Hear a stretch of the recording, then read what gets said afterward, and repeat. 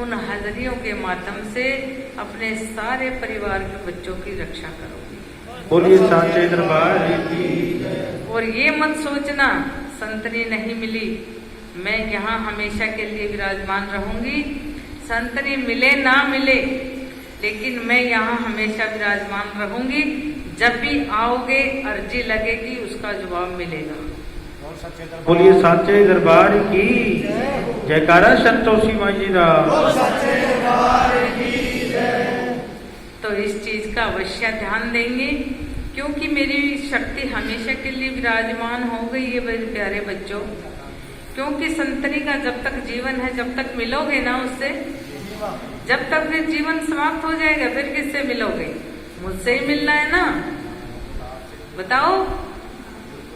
तो ये मत समझना कि संतनी हमारे को नहीं मिली, दर्शन नहीं हुए, इसी में मैं सबको दर्शन दे दूंगी। अगर मुझे याद करोगे, मैं संतनी के रूप में तुम्हारे सपन में पहुंच जाऊंगी और तुम्हारे दर्शन देकर तुम्हारे भाग्य उदय कर दूंगी। ये जो संतनी की आत्मा में मैं विराजमान हूँ, जो भी सच्चे मन से मुझे याद करेगा, मैं संतनी के रूप में मां बनकर तुम्हारी रक्षा करूंगी और तुम्हारे परिवार की रक्षा करूंगी। बोलिए साचे दरबार की। तो मेरे प्यारे बच्चों, मन में कोई भी ऐसी संख्या ना करें कि हम दरबार गए और मां हमें नहीं मिली। मैं हमेशा यही विराजमान हूँ। अपनी अर्जी लगा के देखो, उसका जवाब मिलेगा, अवश्य मिलेगा। मैं अर्जी को, जब तुम अपनी मैं बोलती हूँ कि अपनी अर्जी लगाओ, अरदास लगाओ, एकांत में बैठकर अपने मन की बात मुझे बताओ। और कोई भी काम रुके हुए हैं तो मेरे सिंह के शेर में बोल दो, कान में बोलो कि माँ मेरी ये अर्जी मेरी माँ के चरणों तक पहुंचा दे। और बोलो जय दरबार की जय। मेरे सिंह के कान में बोल दो, वो अपने आप मेरे पास पहुंच जाएगा तुम्हारी अर्जी लेके। विराजमान है मंदिर में, उनके कान में। इसका राज बहुत बड़ा है। जो मेरा सिंह कैसे नहीं बैठे विराजमान है, इसका ये छोटा राज नहीं है। अगर इसको जानोगे, पहचानोगे, समझोगे तो समझ में आ जाएगा। नहीं किसी चीज के बारे में कुछ तहकीकात करोगे तो क्या मालूम पड़ेगा इसका क्या मतलब है। जितने देवी देवता विराजमान है, हर देवता का राज बहुत छुपा हुआ है यहाँ। जिसके बारे में खोजोगे, जिसके बारे में ढूंढोगे, उतना ही बहुत मिलता ही चला जाएगा। लेने वाला चाहिए, ढूंढने वाला चाहिए, मिलने वाला चाहिए। वैसी आत्मा बनाओ। अगर ऐसी आत्मा बना लोगे तो मैंने क्या कहा, भक्त भगवान बन जाएगा। क्या बोला था? शुद्ध आत्मा बनाओगे तो भगत ही भगवान बन जाएगा। ये 100% सच है। अगर इस तरह से अपने आत्मा को साफ पवित्र बनाओगे, क्योंकि बेटा देखो किसका कितना समय बचा हुआ है, वो मैं ये मेरे पास तो सबका खाता है कि किसका कितना समय बचा हुआ है, पर लेकिन मैं पहले ही सूचित कर रही हूँ। अगर सूचित करने के बावजूद भी तुम अपने आप को नहीं संभालोगे तो फिर ये आत्मा भटकेगी, कहीं भी शरण नहीं मिलेगी। यहाँ तो भटक ही रहा है ये जीवन, और आने वाले समय में जब ये प्राण छोड़कर जाओगे, ये आत्मा चारों तरफ ऐसे भटकेगी जैसे पागल कुत्ता होता है। क्या कहा? उसको कहीं शरण नहीं मिली। अगर शरण में क्यों तुम पर इतना प्रभाव डाल रही हूँ, इतना बोल रही हूँ, क्यों? क्योंकि तुम मेरे दरबार से जुड़े हो, मेरी शक्ति से जुड़े हो। अगर इसका प्रभाव तुम्हारे जीवन पे पड़ेगा तो ये जो तुम्हारा जीवन उसमें ढल जाएगा, तो कम से कम ये आत्मा बचेगी भटकने से। सीधा मुक्ति के द्वार पर जाओगे, कम से कम शरण तो मिल जाएगी। ये आत्मा को भटकाना तो नहीं पड़ेगा। ये अगर आत्मा जाने के बाद शरीर छोड़ देती है, आत्मा भटकती फिरती है, उसको कहीं भी शरण जब तुम दोगे नहीं तो कहां से मिलेगी? इसको गहराइयों में सोचो, सोच कर देखो कि इसका अंत क्या निकलता है। जरा 2 मिनट के लिए ध्यान लगाइए और इसके बारे में सोचो। जब आप इस जीवन में शरण नहीं दोगे, पवित्र आत्मा नहीं करोगे, तो आने वाले समय जब अंत समय आ जाएगा, ये शरीर को छोड़कर ये आत्मा निकल जाएगी। जब शरण इस जीवन में ही नहीं दी तो जाने के बाद फिर आगे कहाँ शरण मिलेगी? अब ये देख लो, इस 2 मिनट के लिए अपना थोड़ा सा जरा ध्यान में खो जाइए सभी। आत्मज्ञान संतोषी गावे और बिन संतोष मोक्ष न पावे। क्या बोला गया है बेटा? आत्मज्ञान संतोषी गावे, बिन संतोष मोक्ष नहीं पावे। इस चीज को जीवन में धारण कर लो।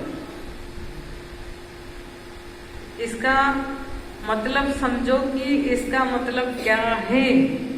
इस एक पॉइंट में बहुत कुछ छुपा हुआ है।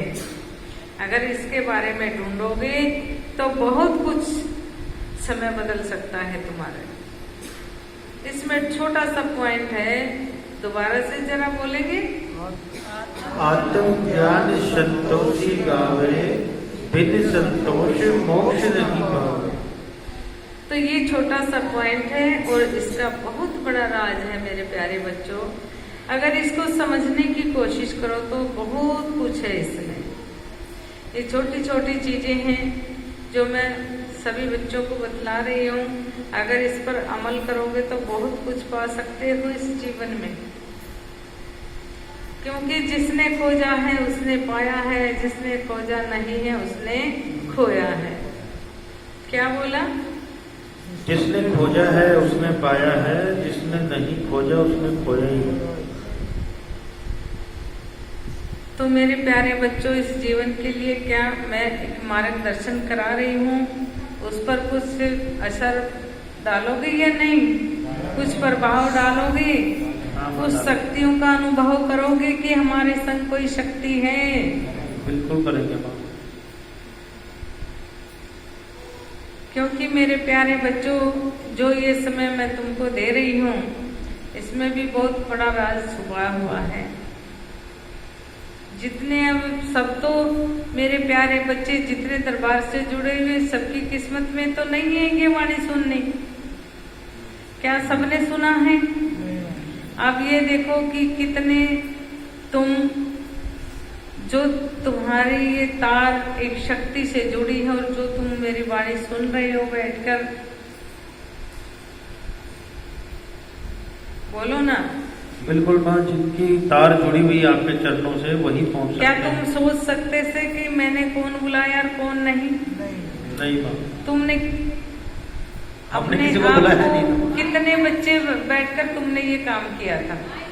हमने ये सोचा था माँ कि 4-5 बंदे हैं, वहां जाके भोग बना के, भोग लगा के और आरती करके माँ की, और फिर आ जाएंगे। बाकी हमने किसी बच्चों को नहीं ले गए, साथ में किसी परिवार को नहीं ले गए थे, हम अकेले ही आए थे।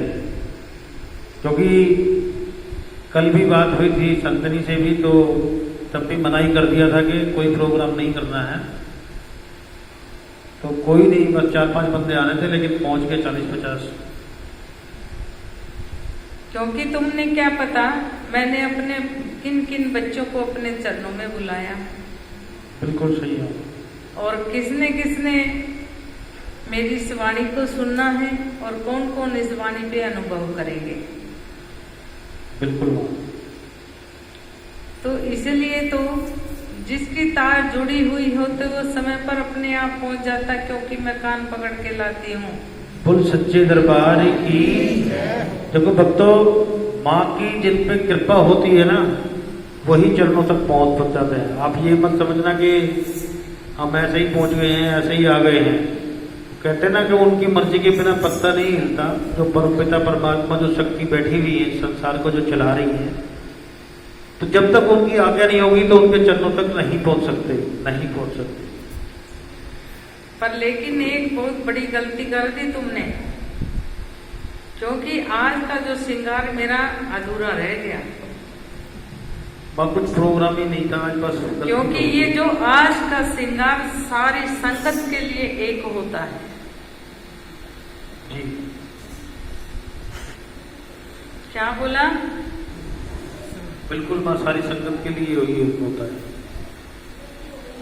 आज का जो श्रृंगार तुमने बहुत बड़ी गलती की है, क्योंकि मैं तो माँ हूं फिर भी माफ करती रहती हूँ। लेकिन चाहे तुमने प्रोग्राम ना करना, हाँ करना, कुछ भी है, लेकिन संतनी ने ये बहुत बड़ी गलती की है आज, कि जो आज मेरा पूरा श्रृंगार चाहिए था मुझे, क्या किया है तुमने? हाँ, इतनी बड़ी गलती करते हो। एक साल में एक बार समय देती हूँ तुम बच्चों को ये, क्योंकि आज के ही दिन इसका जन्म हुआ था।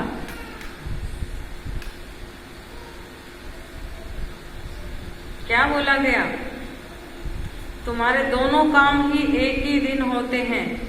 ये सभी के लिए आज के ही दिन इनका जन्म हुआ था।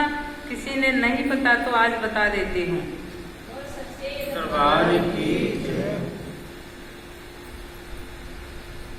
और आइंदा आगे गलती ना करना, क्योंकि ये जो समय आता है ये पूरी संगत के लिए एक जैसा समय आता है। चाहे किसी का उसमें एक पैसा डले, तो आज के दिन पूरा श्रृंगार होना चाहिए मेरा, तभी पूरी संगत का और पूरे परिवारों का उद्धार करूंगी। बोल सच्चे दरबार की। और इस कष्टों से बेटा मेरे प्यारे बच्चों, अब मेरा समय हो चुका है, पर लेकिन एक और बात बोलते जा रही हूँ मैं। जितने भी सारे बच्चे दरबार से जुड़े हुए हैं उनको दरबार से आने से रोकना नहीं। अपनी बीच बीच में हाजिरी लगाते रहें। गद्दी पर संतनी बैठे या ना बैठे जरूरी नहीं है इनका, क्योंकि जो पावर इनको बिना गद्दी के भी दी हुई है मैंने, अगर इनके दर्शन वैसे भी हो जाएंगे तब भी तुम्हारे रुके हुए सारे कार्य बनेंगे। बोल सच्चे दरबार की। तो इस में मन में कोई संख्या ना करें। अपनी बारी बारी से जब भी मौका मिले दरबार का नियम रखना और दरबार की हाजिरी भर के रखना, क्योंकि चिंता करने की आवश्यकता नहीं। ना कोई मन में संख्या करें, ना किसी भक्तों को रोकें। आते जाएं, मत्था टेक जाएं, अपनी अर्जी लगा के जाएं। जो अर्जी लगाकर जाओगे मैं उस अर्जी के माध्यम से अपने भक्तों के सारे कार्य सिद्ध करूंगी, कल्याण करूंगी भक्तों। बोल सच्चे दरबार की जय हो।